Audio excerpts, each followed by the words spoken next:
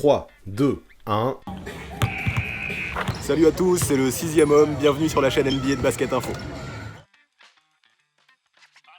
Pour commencer, je tiens à dire un énorme merci à tous ceux qui me soutiennent sur Tipeee. Le mois d'août a été difficile, je ne vous le cache pas, mais sans vous, mon projet serait impossible à envisager à long terme. Alors heureusement que vous êtes là, je ne peux que être reconnaissant envers tous ceux qui m'aident. Désolé aussi pour cette chemise à flamme ignoble, mais ceux qui sont sur Discord sont au courant, j'ai perdu un sale pari là-bas. Il y a toutes les infos en description, puis je pense pas la reporter un jour cette chemise, alors on pourrait en faire quelque chose. Donc allez, on va rigoler, tapez chemise à flamme en commentaire, et si vous êtes super nombreux, on la fera gagner sur Instagram. Mais bref, du coup, malgré tout ce qui se passe actuellement aux États-Unis, qui est bien moins marrant et qui bien évidemment me sensibilise énormément, c'est un overtime que je vous propose. Et oui, un overtime, un vrai, avec des critères, des étoiles, des débats et tout et tout. Je sais qu'il y en a parmi vous qui kiffent ce genre de truc, et soyons honnêtes, moi aussi j'adore. Mais avant tout ça, vous connaissez, c'est l'heure de mon OP du mois d'août avec Shooter.fr, un truc qui vous apporte des réductions de fou furieux. D'ailleurs, si ça vous intéresse, c'est le moment, parce qu'après-demain, le code promo ne fonctionnera plus. Alors pour la toute dernière fois en vidéo, je vous présente un peu ce qu'ils font. Si vous savez déjà tout parce que vous êtes un fan fidèle, ou si encore vous n'êtes juste pas intéressé, je vous mets le timecode là dans ma main histoire de jumper dans la vidéo. Les autres, je vous explique tout, là, maintenant. Alors les programmes de Shooter.fr, comme leur nom l'indique, permettent de travailler vos skills tout autour de la pratique du basketball. Pour moi, en plein été et après la période de confinement, c'est juste le plan parfait pour se remettre en forme et arriver au taquet pour la reprise de la saison. Puis si on regarde, leur variété de drills est juste folle, je vous laisserai aller voir ce qu'ils proposent. J'y ai jeté un œil et croyez-moi, c'est du sérieux, ça dépasse clairement tout ce que j'ai pu apprendre quand j'étais à la fac, en STAPS. Bon, faut dire que j'étais dissipé aussi. Bref, avec tout ça, là, il y a vraiment moyen de taffer sur toutes vos faiblesses pour réellement level up cet été. Alors si vous voulez tout péter à la reprise, c'est le moment d'aller voir les programmes de Shooter.fr parce que ouais, pendant tout le mois d'août, avec le code promo le 6ème homme, vous pourrez bénéficier de 40% de réduction sur tout le site. 40%, c'est ouf non? Alors pour les obtenir, c'est easy, choisissez vos programmes, rentrez votre email et juste avant de payer, cliquez sur vous avez un code. Là, vous écrivez le 6ème homme dans la case prévue à cet effet et la réduction se fera automatiquement. Facile non, puis si vous avez un souci, écrivez-leur sur Instagram, ils sont réactifs. Bref, une fois que tout sera commandé, vous recevrez votre accès immédiatement et pour toute la vie, ouais, forever and ever. Et puis si vous flippez à l'idée que la crise fasse exploser l'internet, pas de soucis. Vous pouvez télécharger tous vos programmes sur ordi, tablette ou smartphone et y accéder même en mode avion. Ils ont tout prévu les gars. Alors dépêchez-vous d'aller zioter les programmes de Shooter.fr tant que la promo est encore active. Pas mal non, surtout que chacune de vos commandes soutient grave la chaîne, du vrai win-win. Alors dépêchez-vous, dans un peu plus de 24 heures, ce ne sera plus valable. Mais bref, on arrête la pub, c'est promis, et on revient à notre sujet du jour, le top 6 des actions les plus clutch de toute l'histoire des playoffs NBA. Wow, c'est un sacré chantier ça. Ça tu l'as dit, surtout que tu me connais, en vrai je n'ai pas fait qu'un simple top 6. En fait j'ai d'abord sélectionné toutes les actions qui me semblaient intéressantes et qui correspondaient aux critères que je m'étais fixés. Elles étaient au nombre exact de 67. Toutes celles-là, je les ai décortiquées, je les ai notées. J'ai ensuite viré celles qui avaient une note trop basse et ça m'a permis d'en garder 50. Alors ouais, ça m'a pris un temps fou, mais au moins je sais qu'avec ça j'ai essayé d'être le plus exhaustif possible. Alors même si je ne vais vraiment détailler que 6 d'entre elles dans la vidéo d'aujourd'hui, voyez plutôt ça comme un top 50 plus global que vous pourrez checker dans la description. Donc ouais, t'es vraiment pas loin de la vérité quand tu parlais de chantier.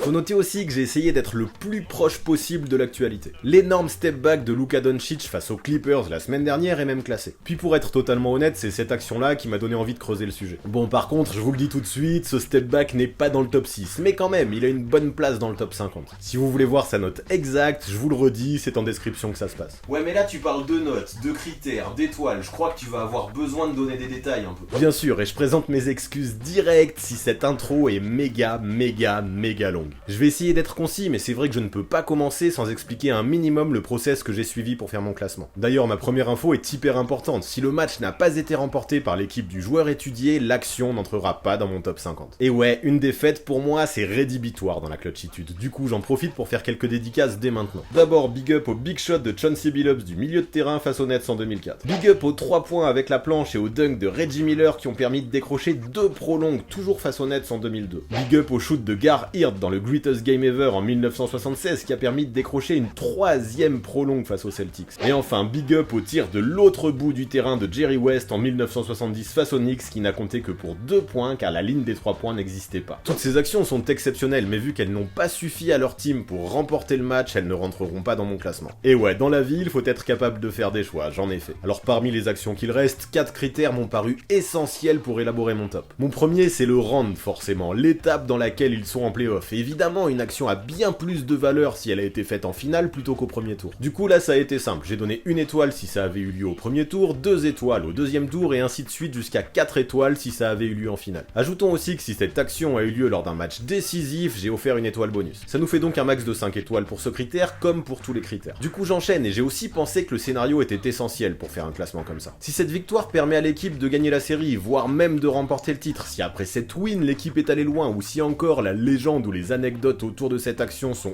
épiques, bien sûr que ça aura de la valeur. Après la suite, parlons des risques encourus, c'est un critère vraiment nécessaire pour moi. Que se serait-il passé si le joueur avait raté son action? Restait-il du temps derrière? L'équipe serait-elle allée en prolongation? Aurait-elle perdu? Restait-il des matchs dans la série pour ensuite rattraper le coup? Tout ça, ça me semble primordial. Plus un shoot sera risqué et meilleure sa note sera. Enfin, j'ai pris en compte la difficulté du tir et ça, j'avoue, c'est vachement subjectif. En fait, si un joueur crée une action tout seul, s'il prend ses responsabilités dans une situation hyper stressante en quelques dixièmes de seconde ou encore s'il met un tir face à une défense oppressante, je trouve ça ouf. Du coup, j'ai tenu à mettre ça en valeur en donnant une note sur 5 étoiles là-dessus aussi. Tout ça, ça nous donnera à la fin un total sur 20 qui m'a permis d'hiérarchiser les 50 actions que j'ai gardées. Du coup, faut que je vous le dise, dans le top 6, quand il y a eu des égalités, j'ai tranché moi-même en fonction de ma propre subjectivité, mais j'argumenterai à chaque fois, je vous expliquerai pourquoi. Pour le reste du top 50, j'ai laissé les scores ex aequo, tels quels. Alors autant vous dire que même si cette semaine je suis parti en vacances dans le sud, j'ai taffé, je ne vous ai pas oublié.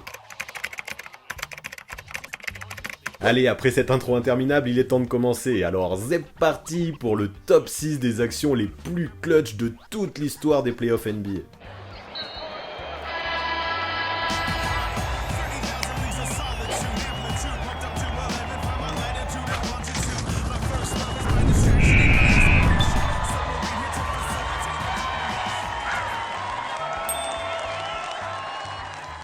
En numéro 6, rendez-vous en 1999 au premier tour de la conférence Est lors de ce Game 5 où les Knicks 8ème éliminèrent le Heat premier après un shoot miraculeux d'Alan Houston. Ah ouais, bel upset. Ça c'est clair mais nous y reviendrons plus tard, parlons d'abord du round. Vu que ce truc là s'est passé au premier tour, à la base je ne mettrai qu'une étoile. Par contre vu qu'à l'époque le first round se jouait en 5 matchs, ce Game 5 était finalement aussi décisif qu'un Game 7. Du coup je file 1 étoile bonus à Alan Houston pour ce critère, ce qui nous donne un total de 2 étoiles. Par contre comme vous le voyez là-haut, pour le scénario je n'ai pas hésité à me lâcher. De toute façon, comment faire autrement dans une saison compliquée, jouée à la hâte après un lockout, durant laquelle les Knicks passèrent à un cheveu de ne pas se qualifier en playoff. Pourtant, malgré tous ces déboires cette année-là, ils réalisèrent, grâce à ce shoot d'Alan Houston, l'un des plus beaux upsets de l'histoire. Mieux encore, faire ça face au Heat, qui représente l'un des plus grands rivals des New-Yorkais, apportait énormément de saveur. Ajoutons à ça le fait qu'Alan Houston et les siens allèrent ensuite jusqu'en finale NBA et nous avons une très belle histoire à raconter. Qui sait même si cette équipe n'aurait pas pu faire mieux sans la blessure de Patrick Ewing au plus mauvais moment. Bref, peu importe, je ne vais pas prendre ma décision sur un what if, mais ce scénario du type Cinderella, je le trouve exceptionnel. Pour le storytelling, je mets donc 5 étoiles. Pour le risque, soyons concis et disons-le direct, on est plutôt bien. Avant ce tir marqué à 8 dixièmes du terme, les Knicks étaient menés 77-76 par le Heat. Si Alan Houston l'avait manqué, les New-Yorkais auraient purement et simplement été éliminés. Allez hop, 5 étoiles dans le critère du risque pour cette action ultra burnée qui, si elle avait échoué, nous aurait privé de l'une des plus belles histoires all-time de la NBA. Enfin, niveau difficulté, nous ne sommes pas mal non plus, rappel du contexte. 4,5 secondes à jouer, remise en jeu pour les Knicks. Alan Houston utilise alors sa vitesse et ses appuis pour se démarquer et récupérer la gonfle, mais impossible alors de semer Dan Majerle qui était réputé comme un excellent défenseur. En plus de ça, Tim Hardaway, très bon dans le domaine également, décide d'aller le trapper. Alan Houston arrive tant bien que mal à poser un dribble qui lui permet de se faufiler entre ses deux vis-à-vis avant de lâcher une sorte de flotteur main droite qui finit par rentrer après un lucky bounce. Niveau difficulté, dur de faire mieux, à moins peut-être de faire la même chose à plus longue distance. Une fois les défenseurs semés, le shoot pris n'était pas forcément l'un des plus difficiles, et c'est peut-être tout ce qui a manqué pour obtenir les 5 étoiles. Mais quand même, c'est pas mal, parce que si on fait le bilan, ça donne un total de 16 étoiles qui offre à Alan Houston la 6ème place de notre classement du jour.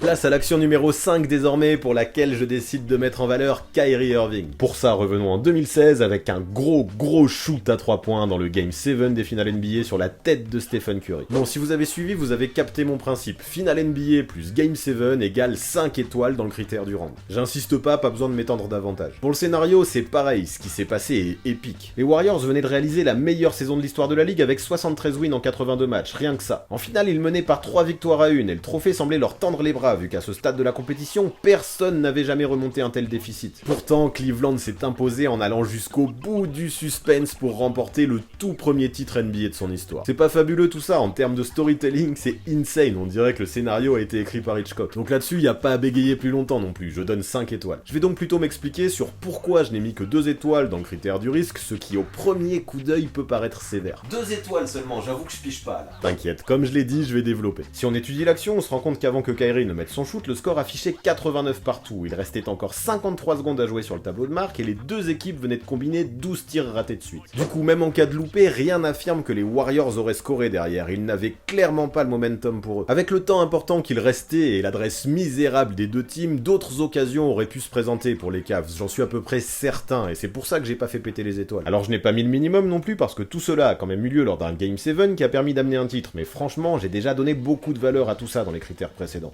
Je ne voulais donc pas surnoter la prise de risque en donnant trop de valeur à ces éléments. Alors ouais, seulement 2 étoiles dans ce critère, ça peut paraître dur, mais comme je l'ai déjà dit, dans la vie, il faut savoir faire des choix. Et quand je vois les risques qu'ont pris certains gars dans les 50 actions que j'ai décortiquées, je me dis finalement que cette note de 2 étoiles est la plus justifiée. Ok, je peux entendre ton point de vue, et les 4 notes pour la difficulté, tu m'expliques? Oui, ça c'est facile, parce que tout d'abord, ce tir, il faut être très fort pour le rentrer. Kyrie crée tout, il prend les choses en main et jamais il n'hésite. Il profite de l'écran, se retrouve face à Steph Curry et montre ensuite toutes ses qualités de handle, 2 dribbles entre les jambes, un cross, un sidestep et boum, les Cavs prennent 3 points d'avance. En termes de difficulté, Kyrie répond à tous les critères. La seule raison pour laquelle je n'ai pas mis 5 étoiles, c'est qu'il a mis ce shoot face à Curry, qui, ne nous le cachons pas, n'est pas le meilleur défenseur du monde. Faire ça face à Klay Thompson, qui se coltinait Kyrie juste avant l'écran de J.R. Smith, aurait été, croyez-moi, bien plus compliqué. Mais bon, 4 étoiles, c'est vraiment huge, tout comme obtenir un total de 16 qui offre à Uncle Drew la 5ème place dans mon top des meilleures actions de l'histoire des playoffs NBA. Allez, on enchaîne pour la 4ème place avec une deuxième action qui a eu lieu lors d'un premier tour de playoff. Ce moment que l'on nomme tout simplement The Shot, réalisé en 1989 par Michael Jordan face aux Cavaliers. Le système Durant, maintenant que vous l'avez compris, je ne vais plus trop m'attarder dessus. Premier tour et match 5 décisif, ça nous vaut 2 étoiles, donc passons direct au scénario. Les Bulls 6ème affrontent les Cavs 3ème, et là, soyons honnêtes, tout le monde avait parié sur un sweep de la part de Cleveland. Faut dire que lors du dernier affrontement de saison régulière entre les deux teams, l'équipe de Chicago au complet s'était inclinée face aux remplaçants des Cavs. Et ouais, perdre face à une team qui avait mis au repos Mark Price, Larry Nance et Brad Daugherty n'est jamais très rassurant. Pourtant, les playoffs débutent et Chicago s'octroie le match 1 et le match 3. Pendant ce temps, Cleveland prend le match 2 et le match 4. La qualif se jouera donc sur un ultime match 5 qui s'annonce tendu, et ça il le sera. Pour s'en convaincre, il suffit de regarder les chiffres. 6 changements de leader dans les 3 dernières minutes de la rencontre, un vrai chassé-croisé. Au final, grâce à 2 shots, alors que personne ne les imaginait capables de décrocher ne serait-ce qu'un match 5, les Bulls réussirent à s'imposer et à se qualifier pour le tour suivant. Encore un scénario digne des plus grands films de suspense. J'avoue que c'est pas mal, mais est-ce qu'ils sont allés loin les Bulls ensuite? Jusqu'en finale de conf quand même, où ils furent éliminés en 6 matchs par les Pistons. Bon, c'est très bien, mais ce n'est pas exceptionnel non plus. Un plus long parcours m'aurait probablement convaincu de mettre 5 étoiles pour le scénario, comme pour Alan Houston et les Knicks, mais là, 4, ça me semble déjà honnête. Néanmoins, pour le risque, cette fois-ci, c'est exactement la même chose que pour l'arrière new-yorkais. Si MJ avait manqué ce tir, les Bulls auraient purement et simplement été éliminés de ces playoffs. Sauf que, alors que les Cavs menaient 100 à 99, MJ est sorti de sa boîte pour rentrer ce mid-range au buzzer qui envoya directement les joueurs de l'Ohio en vacances. Sans ce tir incroyable, Chicago aurait stoppé sa marche au premier tour, le risque était donc ouf et mérite la note maximum, 5 étoiles. Enfin, niveau difficulté, je ne vais pas faire de chichi, cette action est un chef-d'œuvre. En 3 secondes, Michael est allé à toute vitesse, a encaissé les chocs, a réussi à se débarrasser de Larry Nance sur son démarquage, puis de Craig Hillo en dribblant 2 fois sur sa gauche. Enfin, il a tiré avec succès en effectuant une sorte de double pump pour éviter le contre. Waouh! Réaliser une action de la force demande du physique, des qualités athlétiques, de l'adresse, de la vitesse et bien sûr des cojones. Après, beaucoup disent que l'épilogue aurait pu être différent si ça avait été Ron Harper qui avait défendu sur MJ à ce moment-là. Mouais. Perso, en regardant l'action, je trouve qu'on ne peut rien reprocher à la défense de Craig Hillo et je suis vraiment pas certain qu'Harper aurait fait mieux. Je le répète, ce tir est un chef-d'œuvre d'une difficulté extrême et 5 étoiles, ça me semble totalement mérité dans ce critère. Attends, mais si je calcule, ça fait encore 16 étoiles, comme pour Alan Houston et comme pour Kyrie Irving. Comment tu les as départagés ces 3 shoots? Ça a été dur et j'avoue qu'on pourrait clairement intervertir ces places 4, 5 et 6 sans qu'il y ait vraiment scandale. Dans un premier temps, j'avais mis le shoot de Kyrie en 6 au vu des nombreux précieuses secondes qu'il restait sur l'horloge. Puis un peu après, j'ai complètement retourné ma veste en mettant ce shoot en 4, en me disant que c'était le seul des 3 qui avait eu lieu en finale quand même. Et puis finalement, c'est à Michael Jordan que j'ai décidé de donner les devants. Pour moi, le symbole est exceptionnel, ce tir représente l'action la plus clutch du début de carrière de l'un des joueurs les plus clutch de l'histoire. Tout ça, ça joue quand même, mais ce qui m'a permis de trancher définitivement, c'est la difficulté et l'esthétisme de ce shoot. Pour moi, difficile, voire impossible de rentrer un tir aussi beau, aussi dur et aussi symbolique. Voilà tout simplement pourquoi j'ai mis Michael en 4, Kyrie en 5 et Alan en 6.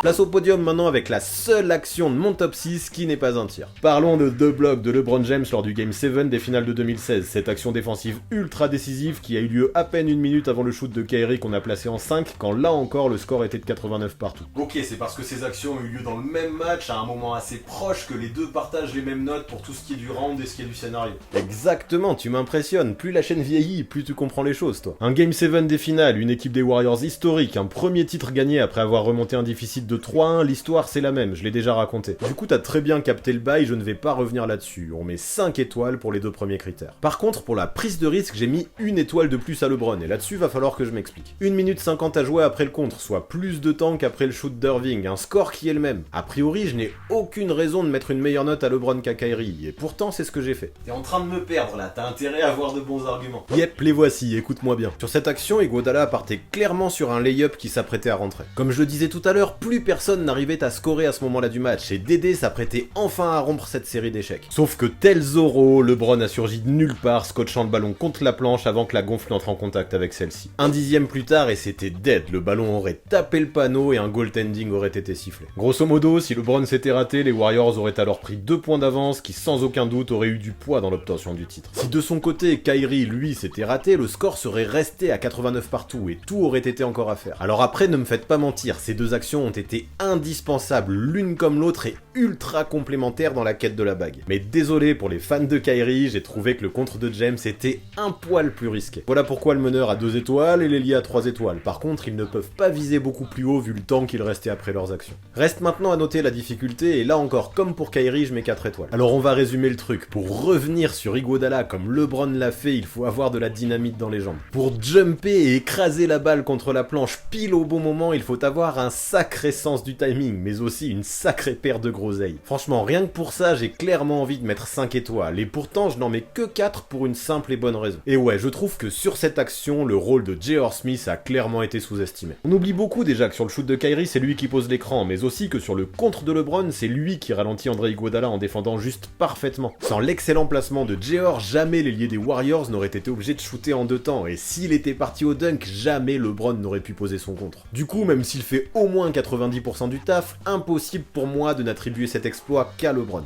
Voilà pourquoi je ne vais pas jusqu'aux 5 étoiles pour ce qui est de la difficulté. Bref, en tout cas, tout ça nous donne un total de 17 étoiles et une belle 3ème place dans notre top du jour. Qui aurait pu penser qu'une action défensive puisse se classer si bien ? Allez hop, 2ème place maintenant avec un shoot que vous connaissez tous, celui de Ray Allen lors du Game 6 des finales NBA 2013. Pour commencer, je mets seulement 4 étoiles dans le critère du round. Et ouais, vous savez, bien que cette action ait eu lieu lors des finales, c'était lors d'un Game 6. Voilà pourquoi cette action de Ray n'atteint que les 4 étoiles. Pour le scénario, là encore, vous allez penser que je suis sévère, mais je mets également 4 étoiles. Pourtant, à 28 secondes de la fin de ce match, les Spurs menaient encore de 5 points. À 28 secondes de la fin de ce match, la NBA avait déjà sorti le trophée, déjà sorti les confettis. À 28 secondes de la fin de ce match, une bonne partie du public floridien avait déjà quitté la salle, persuadé que les Spurs allaient remporter la bague ce soir-là. En gros, à 28 secondes de la fin de ce match, plus personne n'était prêt à miser un copec sur la peau de Miami. Et pourtant, le Heat a réussi à renverser une situation folle en grande partie grâce à ce shoot ultra décisif de Ray Allen derrière la ligne à 3 points. Mais attends, j'ai l'impression que tu nous racontes le scénario le plus ouf depuis le début là. Pourquoi tu mets que 4 étoiles ? Tout simplement parce que ce tir n'a pas permis au Heat de gagner. Il leur a permis de se sauver, de décrocher la prolongation, mais pas de remporter ce Game 6. Impossible de dire que c'est un game winner donc, et ce même si c'est ultra clutch. Puis en parallèle, ce n'est pas non plus ce tir qui a permis de boucler la série, vu que tout s'est ensuite joué sur un Game 7. Alors je sais, c'est dur, mais à ce stade-là du classement, chaque détail compte. Quand je vois les scénarios pour lesquels j'ai mis 5 étoiles, je me suis dit que pour ces raisons-là, celui-là méritait un tout petit peu moins. C'est un choix osé, mais c'est un choix fois que j'assume. Par contre, t'inquiète, je me rattrape avec les 5 étoiles attribuées pour le facteur risque. Bah oui, comment faire autrement? Si Allen avait raté ce tir, les Spurs auraient soulevé le trophée, pendant que le Heat pouvait faire une vraie croix sur tous les rêves de back-to-back. À 95-92 pour San Antonio à 5 secondes à la fin, le risque était total. Ray Allen n'a pas eu peur, il a réussi l'exploit et obtient donc 5 étoiles totalement méritées dans ce critère. Niveau difficulté, c'est pareil, il peut y avoir débat, alors on va en parler. Certains d'entre vous pourraient dire qu'il ne s'agit que d'un catch and shoot, que ce n'est pas Allen qui construit entièrement son action et que sans le rebond offensif de Chris Bosh, ce moment magique n'aurait jamais eu lieu. Tout ça c'est vrai, voici pourquoi Jesus n'obtient pas les 5 étoiles dans ce domaine. Par contre, regardez cette action d'un autre œil et suivez les déplacements de Ray Ray. Le gars s'approche du cercle pour jouer le rebond off, puis s'éloigne à reculons à toute vitesse pour se démarquer dans le corner. Ensuite, il reçoit la balle alors qu'il est totalement déséquilibré et arrive pourtant à trouver 2 excellents appuis juste derrière la ligne pour se donner l'occasion d'égaliser malgré le très bon retour de Tony Parker. Pour un joueur lambda, il est clairement impossible d'arriver à se créer un bon shoot dans ces conditions. Pourtant, Ray Allen n'a eu aucun souci à lâcher la balle parfaitement droit avant de retrouver le sol comme il l'a pu après cet exploit. En d'autres termes, et pour faire simple, il s'agit d'une action dont seuls les plus grands shooters de l'histoire sont capables. Donc ouais, désolé, c'est vrai que c'est pas lui qui prend le rebond, il ne crée pas trop vu que c'est un catch and shoot, mais les 4 étoiles sont amplement méritées. Ok, par contre moi aujourd'hui, fais gaffe, je fais des maths. LeBron il avait 17 étoiles juste avant, et là je vois que Ray Allen c'est pareil. Comment t'as départagé ces deux gars? Aïe aïe aïe, la question piège, j'ai eu beaucoup de mal, ça a été un vrai casse-tête. Mais bon, j'ai fini par prendre une décision en me disant que quand tu fais le classement des actions les plus clutch, plus une action est proche de la fin du match, plus elle est décisive. Après le contre de LeBron, il restait 1 minute 50, après le shoot d'Allen, il ne restait que 5 secondes. Donc ok, ça peut paraître simpliste de départager comme ça, mais perso, ça m'a suffi et ça m'a permis de trancher. Enfin, en numéro 1, revoilà son Altesse Michael Jordan. Cette fois, rendez-vous en 1998 dans le match 6 de la finale NBA qui opposait Chicago à Utah. Pour la note du round, vous connaissez l'histoire, 4 étoiles vu qu'il s'agit d'une finale NBA, mais on ne va pas plus haut vu que ce n'est pas lors d'un Game 7. Du coup, passons direct au scénario car là, il y en a des choses à dire. Bon, par contre, je ne vais pas refaire toute l'histoire de The Last Dance que vous avez probablement tous déjà vu. Je ne vais donc pas expliciter en quoi cette saison 1997-1998 a été compliquée pour les Bulls tant les aléas furent nombreux. Même si je dois le dire, certains petits détails m'ont un peu déplu dans cette série, Netflix raconte les choses bien mieux que moi. Néanmoins, retenons qu'après ce shoot si joliment surnommé The Last Shot, Michael Jordan n'a plus jamais porté le maillot des Bulls. Comment imaginer une meilleure fin pour le scénario de la carrière de celui que beaucoup considèrent comme le GOAT? Si vous voulez voir si je suis d'accord ou non, il suffit d'aller checker la dernière vidéo de mon top 100 all-time. Bref, en terminant sa carrière dans l'Illinois par un 6ème titre ponctué d'un magnifique shoot, comment imaginer sortir par une porte plus grande? J'étais forcé de lui mettre la note la plus haute dans le critère du scénario, franchement. Et please, ne me parlez pas de son retour à la compétition sous le maillot des Wizards, ça je préfère imaginer que ça n'a jamais eu lieu. Allez, on passe au facteur risque et là il y a du lourd encore. Au moment où les Bulls interceptent le ballon, il reste 18 secondes à jouer, soit une seule possession. Utah mène 86-85 et sans un panier de la part des Bulls, la finale se dirigera vers un Game 7 aussi décisif qu'incertain, encore une fois à Salt Lake City. En gros, si je reformule, disons qu'en cas d'échec, Michael Jordan et ses potes devront à nouveau tout donner à l'extérieur dans des conditions difficiles pour s'imposer. Mais ouf, tant mieux pour eux, The Last Shot leur a permis d'éviter ça. Heureusement donc que Mike a pris ses responsabilités en fin de match. Ceci dit, impossible pour moi de mettre 5 étoiles dans le facteur risque dans la mesure où même en cas d'échec, la finale n'était pas perdue. Mais vu que pour le premier critère, MJ a déjà perdu 1 étoile parce qu'il ne s'agissait pas d'un Game 7, je ne me voyais pas enlever à nouveau trop d'étoiles à ce sujet. La double peine aurait été injuste, donc 4 étoiles, ça me semble parfait. Parlons pour finir de la difficulté. Après un match 1 et un match 5 perdus par les Bulls en raison d'une mauvaise gestion en fin de match, il devenait impossible de répéter les mêmes erreurs. Alors que faire? Donner les clés à Michael et le laisser se débrouiller. Là, pas de soucis, cross sur Brian Russell, appui, pull-up et un shoot d'une propreté hallucinante. Faire ça face à un défenseur qui le connaît par cœur et à qui Michael a déjà tout fait en 2 finales consécutives ajoute encore plus de valeur à mes yeux. Mais en vrai, j'ai envie d'aller encore plus loin. 40 secondes plus tôt, Jordan avait drivé pour aller affronter Antoine Carr dans la peinture, puis scorer et ramener son équipe à -1. Et en vrai, si Russell défendait tout seul sur Michael lors de la dernière possession, c'est que tout le monde s'attendait à ce qu'il drive à nouveau vu que ça venait de fonctionner. Pour vous en convaincre, regardez comment Karl Malone oublie son vis-à-vis Scottie Pippen pour se concentrer sur la fermeture de la raquette. Faut dire que c'était pas bête vu comment Pippen souffrait de son dos, il était pas vraiment dangereux. Du coup vous allez me dire, ok, c'est normal que les intérieurs ferment la raquette, mais John Stockton, lui, il aurait pu monter sur une prise à dos. Et bien ça, dites-vous que ça avait été déjà testé l'année précédente, sauf qu'à ce moment-là, Michael Jordan a trouvé Steve Kerr qui boucla la série par un shoot à mi-distance. Perso, quand on réfléchit à tout ça, je trouve que le Jazz a plutôt bien défendu sur cette action. En parallèle, les coéquipiers de MJ ont vachement bien réagi aussi, ils se sont vraiment bien écartés et ont vraiment créé du spacing pour que Michael joue en ISO. Et en vrai, ce que j'ai trouvé fou, c'est que dans ce match 6 des finales 98, en quelques secondes, Michael Jordan a semblé prendre conscience de tout ça sans même avoir besoin d'un temps mort au préalable. Cette action est un exemple en termes de lucidité, d'intelligence de jeu et de lecture de la défense. MJ a juste fait tout ce qu'il fallait au mieux tout en se débrouillant seul. Comment du coup ne pas lui mettre la note max dans ce dernier critère? Allez, si je suis tatillon, je pourrais dire que Jordan aurait pu attendre un peu plus avant de déclencher son tir. Après sa réussite, il restait encore 5 secondes à Utah pour repasser devant, et franchement le risque était présent. Mais bon, je ne peux quand même pas lui enlever une étoile pour ça. Notamment parce que sur le tir qui est venu derrière, Stockton a échoué, mais surtout parce que dans l'évaluation de ce genre de situation, je suis moins sévère que certains. En déclenchant son tir à 5 secondes du buzzer, Michael Jordan donnait également à sa team l'occasion de prendre un rebond offensif en cas d'échec, c'est pas bête. Alors je sais, dans l'analyse de ce genre de situation, il y a deux écoles, et perso je suis partagé, j'ai du mal à prendre parti, mais quoi qu'il arrive, je ne vais pas dire que Michael a pris une mauvaise décision au vu de la victoire qui a suivi. Bref, passons parce que je pourrais faire tout un débat avec moi-même. Retenons surtout que tout cela donne à Michael 18 étoiles qui lui offre à lui tout seul la première place de mon classement des actions les plus clutch de l'histoire des playoffs NBA.